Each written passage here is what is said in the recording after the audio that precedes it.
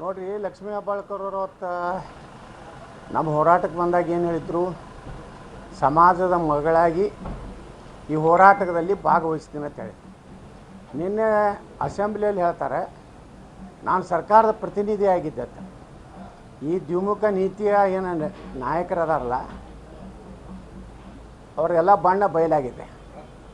ಕಾಂಗ್ರೆಸ್ನಲ್ಲಿ ರಾಜೀವ್ ಕಾಗೆ, ಬಾಬಾ ಸಾಹೇಬ್ ಪಾಟೀಲ್ರು ಕೆಲವೊಂದು ಮಂದಿನ ಬಿಟ್ಟರೆ, ಅದರಲ್ಲಿ ವಿಶೇಷವಾಗಿ ಕೆಲವೊಬ್ಬರಂತರೂ ಸಮಾಜದ ವಿರುದ್ಧ ಮತ್ತು ಷಡ್ಯಂತ್ರ ಮಾಡಿದ್ರು ಅನ್ನುವಂಥದ್ದು ಏನು ಹೇಳಿದ್ದಾರೆ. ಈಗ ಅವರು ಏನೋ ಮಂತ್ರಿ ಆಗಬೇಕನ್ನೋದು ದುರಾಶೆಯಿಂದ ಸಮುದಾಯವನ್ನು ಅಪಮಾನ ಮಾಡಿದ್ದಾರೆ. 2028ಕ್ಕಿದೆ ಅವ್ರದ್ದು. ಅವ್ರಿಗೇನು ಬುದ್ಧಿ ಕಲಿಸ್ಬೇಕು, ರಾಜ್ಯದ ಜನನೂ ಕಲಿಸ್ತಾರೆ, ನಮ್ಮ ಸಮುದಾಯನೂ ಸಹಿತ ಅವ್ರಿಗೆ ತಕ್ಕ ಪಾಠ ಕಲಿಸ್ತಾರೆ. ಈ ಒಂದು ವಿಚಾರದಲ್ಲಿ ಇಬ್ಬರು ಒಗ್ಗಟ್ಟಾಗಿ ಮಾತಾಡ್ತಿದ್ವಿ. ಬಿಜೆಪಿ ಅವಧಿ ಒಳಗೆ ಕೊಡ್ಬೋದಿತ್ತಲ್ಲ ಇಷ್ಟೆಲ್ಲ ಮಾತಾಡೋದು ಅಂತೇಳಿ. ಕೊಟ್ಟಿವಲ್ರಿ ನಾವು 2D ಕೊಟ್ಟಿವ್ರಿ. ಬರೀ ಪಂಚಮಸಾಲಿಗಳಲ್ಲಿ ನಿನ್ನೆ ಹೇಳಿಲ್ಲ ನಾನು ಅಸೆಂಬ್ಲಿಯಲ್ಲಿ 40 ಜಾತಿಗಳು ಕೂಡಿ 7% ಕೊಟ್ಟಿವಿ. 15%ನಾಗ 104 ಜಾತಿ ಅದಾವೆ 2Aದಾಗ. 2Cದಾಗ ಒಕ್ಕಲಿಗ ಸಮುದಾಯದ ಎಲ್ಲ ಉಪಜಾತಿಗಳದಾವೆ. 2Dಯಲ್ಲಿ ನಾ ಹೇಳಿದೆ, ನಾವು ವೀರಶೈವ ಲಿಂಗಾಯತ ಯಾವ 2Aದಾಗಿಲ್ಲಲ್ಲ ಅವರೆಲ್ಲ ಸೇರ್ಯಾರ.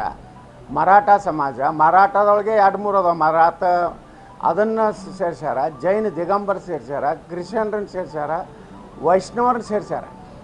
ಇಷ್ಟೆಲ್ಲ ಸಮುದಾಯಕ್ಕೆ ನಾವು 2D 7% ಕೊಟ್ಟಿವಿ. ಮತ್ತು ಕೇವಲ ಇದು ಪಂಚಮಸಾಲಿಗಳಲ್ಲ, ವೀರಶೈವ ಲಿಂಗಾಯತರಲ್ಲಿ ಬಿಟ್ಟು ಹೋದಂಥ ಏನು ದೀಕ್ಷೆ ಲಿಂಗಾಯತರು ಇರ್ಬೋದು, ಗೌಡ ಲಿಂಗಾಯತರು ಇರ್ಬೋದು, ಆದಿ ಬಣಿಜ್ಗ ಇರ್ಬೋದು, ಕೂಡು ಒಕ್ಕಲಿಗ ಇರ್ಬೋದು, ಮಲೈಗೌಡರು ಇರ್ಬೋದು, ಜಂಗಮರು ಇರ್ಬೋದು, ಎಲ್ಲರಿಗೂ ಸಿಕ್ಕಿದೆ. ಮರಾಠ ಸಮಾಜ ಸಿಕ್ಕಿದೆ, ಜೈನ ದಿಗಂಬರ ಸಮಾಜ ಸಿಕ್ಕಿದೆ, ಕ್ರಿಶ್ಚಿಯನ್ರಿಗೆ ಸಿಕ್ಕಿದೆ. ಅದ್ರ ಜೊತೆಗೆ ವೈಷ್ಣವ ಸಮಾಜದ ಅನೇಕ ಉಪಪಂಗಡಗಳು ಸಿಕ್ಕಿದೆ. 40 ಕಮ್ಯುನಿಟಿ ಕೂಡಿ 7%, 104 ಕಮ್ಯುನಿಟಿ ಕೂಡಿ 15% 2A ಇದೆ. ಮತ್ತು 6% ಒಕ್ಕಲಿಗರು ಕೊಟ್ಟಾರೆ, 7% ನಮ್ಗೆ ಕೊಟ್ಟಾರೆ.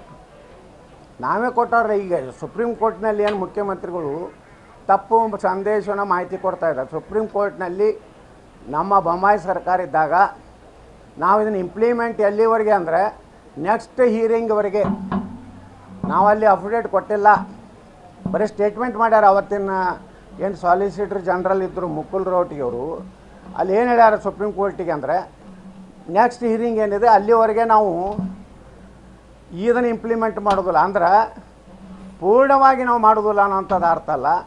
ನಮ್ಮ ಸರ್ಕಾರ ಹೋಯ್ತವಾಗ ಏಪ್ರಿಲ್ದಾಗ ಕಾಂಗ್ರೆಸ್ ಸರ್ಕಾರ ಬಂತು. ಕಾಂಗ್ರೆಸ್ ಸರ್ಕಾರ ಬಂದ ಮ್ಯಾಗ ಇಲ್ಲಿವರೆಗೂ ಆ ಸುಪ್ರೀಂ ಕೋರ್ಟಿನಲ್ಲಿರುವಂಥ ಏನು ಸ್ಟೇ ಕೊಟ್ಟ ಅಂಜುಮನೆ ಇಸ್ಲಾಂ ಹುಬ್ಬಳ್ಳಿ ಧಾರವಾಡದ ಒಬ್ಬ ವ್ಯಕ್ತಿ, ಅದು ಕಾಂಗ್ರೆಸ್ಸಿನ ಕಾರ್ಯಕರ್ತ PIL ತಂದಾನೆ.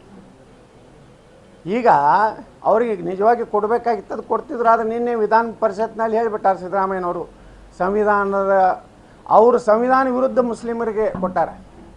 ಈಗ ಸುಪ್ರೀಂ ಕೋರ್ಟ್ನಾಗೇ ಮೊನ್ನೆ ಒಂದು ಅಬ್ಸರ್ವೇಷನ್ ಆಗೈತೆ, ಮುಸ್ಲಿಮರಿಗೆ ಸಂವಿಧಾನಾತ್ಮಕವಾಗಿ ಮೀಸಲಾತಿ ಕೊಡಕ್ಕೆ ಬರೋದಿಲ್ಲ.